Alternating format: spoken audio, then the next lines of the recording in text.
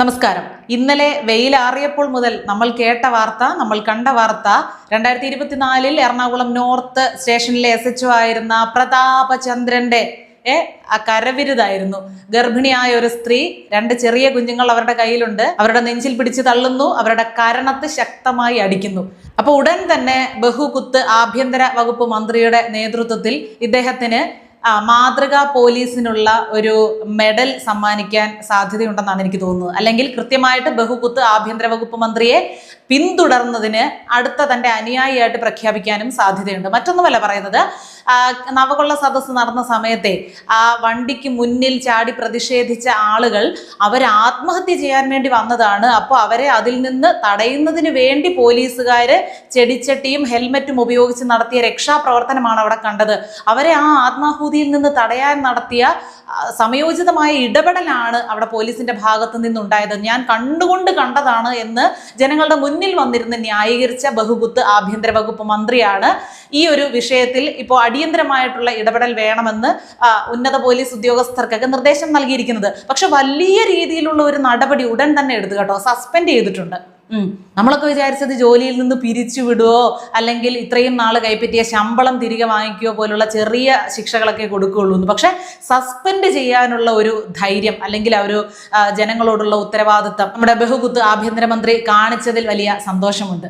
ഇന്നലെ ഈ SHO പ്രതാപചന്ദ്രൻ മീഡിയയുടെ മുന്നിൽ വന്ന് ധൈര്യത്തോടെ സംസാരിക്കുന്നത് കേട്ടു. കാരണം ഇത്രയും ജനങ്ങൾ കണ്ടു CCTV ദൃശ്യങ്ങൾ. 1.5 വർഷം കൊണ്ട് ആ ദമ്പതികൾ അനുഭവിക്കുന്ന മാനസിക ശാരീരിക പ്രയാസങ്ങൾ, അവർക്ക് പുറത്തിറങ്ങാൻ കഴിയാത്ത അവസ്ഥ. കാരണം ഇവരുടെ പേരിൽ ഒരുപാട് കള്ളക്കേസുകൾ ഈ ഒരു സംഭവത്തെ തുടർന്ന് പോലീസുകാർ കെട്ടിച്ചമച്ചിട്ടുണ്ട്. അപ്പോൾ അതെല്ലാം നിലനിൽക്കെ തന്നെ ജനങ്ങൾ മുഴുവൻ ഈ CCTV ദൃശ്യങ്ങൾ കണ്ടതിന് ശേഷവും ഇന്നലെ രാത്രി മീഡിയയുടെ മുന്നിൽ വന്ന് സംസാരിക്കുന്നത് കണ്ടു.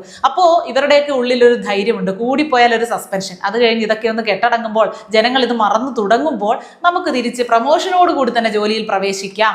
അല്ലെങ്കിൽ നമുക്ക് എന്തിനും സംരക്ഷണം നൽകാൻ നമ്മൾ പിന്തുടരുന്ന ആദർശത്തിനുടമയായ ബഹുകുത്ത് ആഭ്യന്തര വകുപ്പ് മന്ത്രി നമ്മോടൊപ്പം ഉണ്ട് എന്ന ധൈര്യം ഇവർക്ക് എല്ലാവർക്കും ഉണ്ട്.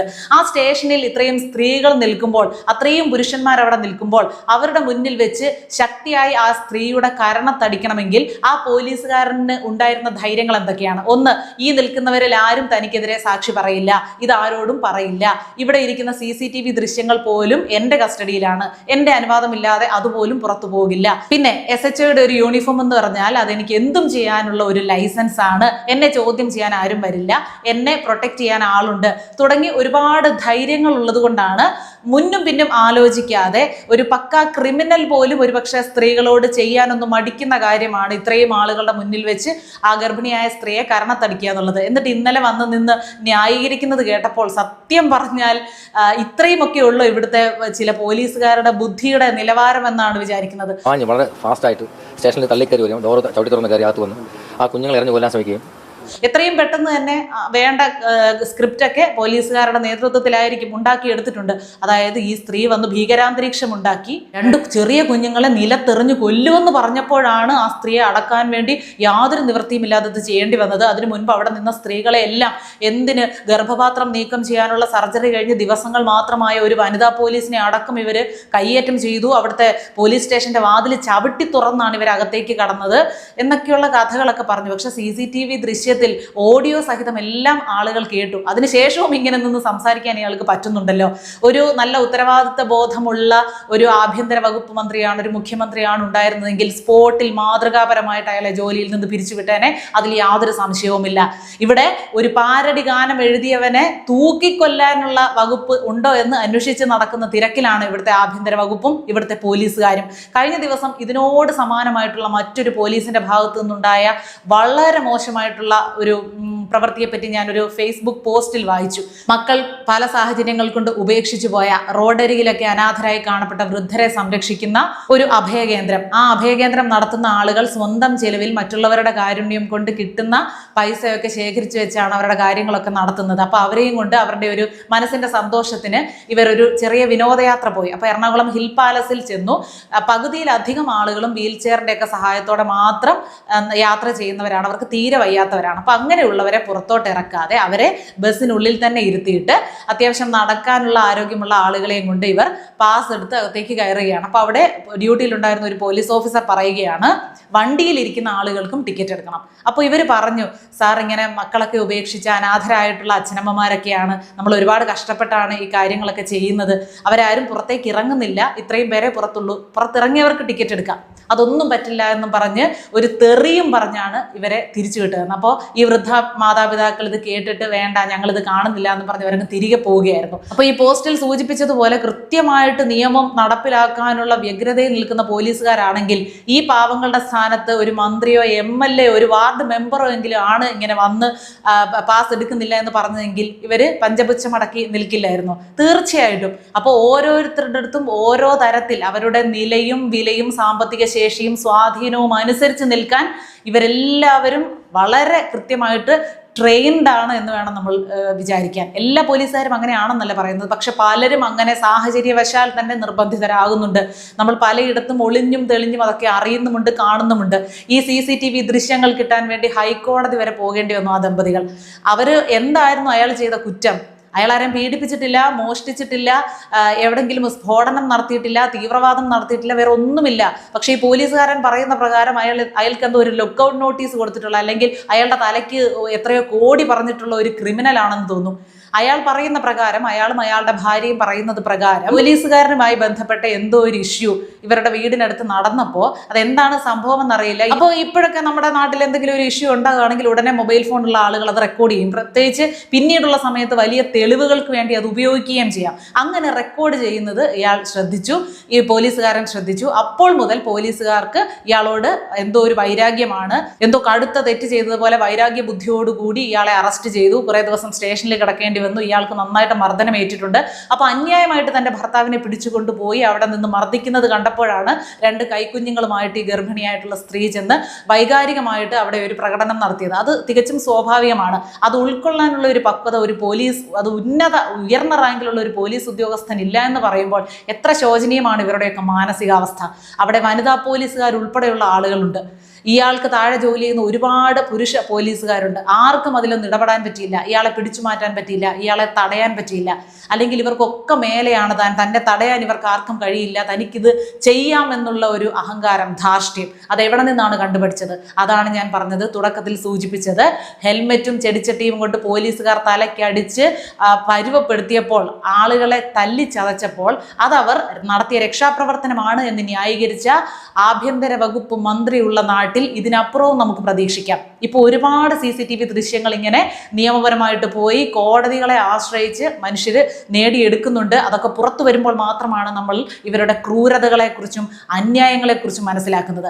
ആരെങ്കിലും ഒരു സ്ത്രീയെ അല്ലെങ്കിൽ ഒരു പുരുഷനെ അന്യായമായി ശാരീരികമോ മാനസികവുമായി ഉപദ്രവിച്ചാൽ അത് ചെന്ന് കംപ്ലൈൻറ്റ് ചെയ്ത് നീതി ലഭിക്കാൻ വേണ്ടി നമ്മൾ ആശ്രയിക്കുന്ന ആളുകളാണ് പോലീസുകാർ. ഫസ്റ്റ് നമ്മൾ ആശ്രയിക്കുന്നത് കോടതികളെയോ മറ്റ് മന്ത്രിമാരെയോ കളക്ടറെയോ ഒന്നുമല്ല. ആദ്യം നമ്മൾ ഓടിച്ചെല്ലുന്നത് ഒരു പോലീസ് സ്റ്റേഷനിലേക്കാണ്.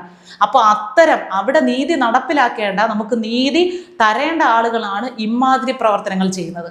ഈ ഒരു വിഷയം കണ്ട് CCTV ദൃശ്യങ്ങളിൽ വളരെ വ്യക്തമാണ്. ആക്രമിക്കപ്പെട്ടിട്ടുണ്ടോ, ആ സ്ത്രീയെ മർദ്ദിച്ചിട്ടുണ്ടോ, പിന്നെ അവിടെ മുന്നും പിന്നും ചിന്തിക്കേണ്ട കാര്യമില്ല. അവിടെ പരിശോധനയുടെ അന്വേഷണത്തിന്റെ ആവശ്യമില്ല. വ്യക്തമായിട്ട് ആ CCTV ദൃശ്യങ്ങളിൽ നിന്ന് നമുക്ക് മനസ്സിലാകുകയാണ് എന്താ സംഭവിച്ചതെന്ന്. ആ സ്ത്രീ അവിടെ കിടന്ന് ബഹളം വയ്ക്കുന്നതോ അക്രമം നടത്തുന്നതോ ഒന്നുമില്ല. ഇത്രയും പ്രശ്നമായ സ്ഥിതിക്ക് അവരങ്ങനെ ചെയ്തിട്ടുണ്ടെങ്കിൽ ആ CCTV ദൃശ്യങ്ങൾ ഈ പോലീസുകാർ പുറത്തുവിടണ്ടേ? വിടാതിരിക്കുമോ? അപ്പൊ അങ്ങനെയൊന്നും ഇല്ലാത്തടത്ത് അങ്ങനെ ഇനി ഉണ്ടെന്ന് വിചാരിച്ചു എങ്കിലും അവരെ കയ്യേറ്റം ചെയ്യാനുള്ള എന്ത് അധികാരമാണ് ഇവർക്കുള്ളത്? ഇതേ പോലീസുകാരിൽപ്പെട്ട വേറെ ചിലരാണ് ആ കഷായം ഗ്രീഷ്മ എന്ന കൊടും വിഷത്തിനെ തെളിവെടുപ്പിനായി പലയിടങ്ങളിൽ ടൂറിന് പോകുന്നത് പോലെ കൊണ്ടുപോയപ്പോൾ അവളോട് കാര്യങ്ങൾ പറയുന്നു, ചിരിക്കുന്നു, കളിക്കുന്നു, ആർത്തുല്ലസിക്കുന്നു. ഇതൊക്കെ കാണുന്ന ജനങ്ങൾക്കുണ്ടാകുന്ന ഒരു സമ്മർദ്ദം. വളരെ ബ്രില്യൻ്റ് ആണ് അവൾ റാങ്ക് ഹോൾഡറാണ് എന്നൊരു സർട്ടിഫിക്കറ്റും കൊടുത്തു. ആ പയ്യൻ മരിച്ചിട്ട് അതിൻ്റെ ചെത എരിഞ്ഞ് തീരുന്നില്ല, അതിനു മുമ്പ് കൊന്നവൾക്ക് സർട്ടിഫിക്കറ്റും കൊടുത്തു. അങ്ങനെ എവിടെ എന്ത് പറയണം, എന്ത് ചെയ്യണം എന്ന പക്വത പോലും, ഒരു വിവേകം പോലും ഇല്ലാത്ത പോലീസുകാർ നമ്മുടെ ഫോഴ്സിൽ ഉണ്ടെന്ന് പറയുന്നത് തന്നെ ആഭ്യന്തര വകുപ്പിന് മാത്രമല്ല കേരളത്തിന് മുഴുവൻ നാണക്കേടാണ്. നീതി നടപ്പിലാക്കേണ്ടവരാണ് പോലീസുകാർ. കൃത്യമായിട്ട് ചില സ്ഥലങ്ങളിൽ അവർ നന്നായിട്ട് സംയമനം പാലിക്കേണ്ടി വരും. വളരെ സഹിഷ്ണുതയുള്ളവരായിരിക്കണം. പലതരത്തിലുള്ള പ്രകോപനങ്ങൾ ഇവർക്ക് നേരെ ഉണ്ടാകും. അതൊക്കെ സ്വാഭാവികമാണ്, ജോലിയുടെ ഭാഗമാണ്. ഏതൊരു കാരണവശാലും പ്രത്യേകിച്ച് ഒരു സ്ത്രീയുടെ നേരെ കൈ ഓങ്ങുകയേ ചെയ്യരുത്, അവളെ അടിക്കാനുള്ള ഒരു മാനസികാവസ്ഥ പോലും ഒരു പോലീസ് ഓഫീസറുടെ മനസ്സിൽ ഉണ്ടാകുന്നു എന്ന് പറയുമ്പോൾ അത് അങ്ങേയറ്റം പ്രതിഷേധാർഹമാണ്. ഒരു കാരണവശാലും ഇത്തരം ഒരു CCTV ദൃശ്യം ഇനി നമ്മുടെ കൺമുന്നിൽ ഉണ്ടാകാതെ പോകട്ടെ. വേറെ എവിടെയും ഇത് നടന്നതായിട്ട് കേൾക്കാൻ ഇനി ആഗ്രഹിക്കുന്നില്ല. തുടർന്നും ഇത് ഉണ്ടാകാതെ പോകട്ടെ. പക്ഷേ ഇനി ആരെങ്കിലും ഇത് ആവർത്തിക്കാതിരിക്കണമെങ്കിൽ വളരെ കൃത്യമായിട്ടുള്ള മാതൃകാപരമായിട്ടുള്ള ശിക്ഷ ഇയാൾക്ക് കൊടുക്കണമായിരുന്നു. ജോലിയിൽ നിന്ന് പിരിച്ചുവിടുക, അതുപോലെ തന്നെ ജനങ്ങളിൽ നിന്ന് കിട്ടിയ പൈസ കൊണ്ട് കൊടുത്ത ശമ്പളം അത്രയും തിരിച്ചടപ്പിക്കുക എന്നുള്ള ഒരു കാര്യമെങ്കിലും കുറഞ്ഞ രീതിയിൽ ചെയ്യാമായിരുന്നു. കാരണം അവരേറ്റ മാനസിക ശാരീരിക ബുദ്ധിമുട്ടുകൾക്ക് ഇതൊന്നും പരിഹാരമാവില്ല. അവർ പറയുന്ന, ആ ദമ്പതികൾ പറയുന്ന പ്രകാരം അവർക്ക് പുറത്തിറങ്ങി നടക്കാൻ നിർവാഹമില്ല. ഈ ഒരു സംഭവത്തിന് ശേഷം ഒരുപാട് കേസുകൾ ഇവരുടെ മേൽ ചാർജ് ചെയ്തു. പോലീസുകാർക്ക് എന്തുമാകാമല്ലോ. എന്തൊരു അന്യായമാണിത്. ഈ CCTV ദൃശ്യങ്ങൾ പുറത്തു വന്നപ്പോൾ മാത്രമാണ് 1.5 വർഷത്തിന് ശേഷം ഈ വിവരം ഈ വകുപ്പ് പോലും അറിയുന്നത്. അവിടെ നിന്ന് ഒരു പോലീസ് ഓഫീസർക്കും മനസാക്ഷി ഉണ്ടായില്ലേ? വനിതാ പോലീസുകാർക്ക് പോലും മനസ്സിനൊരു ബുദ്ധിമുട്ടുണ്ടായില്ലേ? ഇത്രയും നാള് കണ്ട ഒരു കാര്യം അത് തെറ്റാണെന്ന് പറഞ്ഞ് അയാൾക്കെതിരെ ഒരു കംപ്ലൈന്റ് വേണ്ടപ്പെട്ട ഇടത്ത് കൊടുക്കാൻ ഇത് നിങ്ങൾക്ക് തോന്നിയില്ലേ? എല്ലാവർക്കും അവരവരുടെ നിലനിൽപ്പാണല്ലേ പ്രധാനം. ആരെങ്ങനെ ജീവിച്ചാലും അവരങ്ങ് ആത്മഹത്യ ചെയ്തിരുന്നെങ്കിലും അതൊന്നും നിങ്ങളെ ബാധിക്കുന്ന കാര്യമല്ല അല്ലേ? എല്ലാവർക്കും അവരവരുടെ നിലനിൽപ്പ്. ഏതായാലും ഈ ഒരു CCTV ദൃശ്യം കിട്ടാൻ വേണ്ടി നിർത്താതെ ഹൈക്കോടതി വരെ പോയി നിയമ പോരാട്ടം നടത്തിയ ദമ്പതികൾക്ക് അഭിനന്ദനങ്ങൾ. ഇനിയും ആരാണെങ്കിലും നമുക്ക് നേരെ ഒരു അന്യായം ഉണ്ടായാൽ അത് ആരാണ് ചെയ്യുന്നതെങ്കിലും നമ്മുടെ ഭാഗത്ത് നീതിയും സത്യവും ഉണ്ടെങ്കിൽ ഉറച്ചു നിന്ന് സംസാരിക്കാനും അതിനുവേണ്ടി അങ്ങോളം നിലകൊള്ളാനും ആ തീരുമാനത്തിൽ ഉറച്ചു നിൽക്കാനും കഴിയണം എന്നൊരു സന്ദേശം കൂടി ഈ സംഭവം തരുന്നുണ്ട്. അപ്പോൾ നമ്മുടെ മാതൃകാ പോലീസ് സ്റ്റേഷനുകളെ പറ്റിയും ജനമൈത്രി പോലീസുകാരെ പറ്റിയും അവരുടെ ഈ അടുത്ത കാലത്തായിട്ടുള്ള നടപടികളെ പറ്റിയും പെരുമാറ്റങ്ങളെ പറ്റിയും ഒക്കെയുള്ള നിങ്ങളുടെ അഭിപ്രായം എന്താണെന്ന് നമ്മുടെ കമന്റ് ബോക്സിൽ എഴുതും.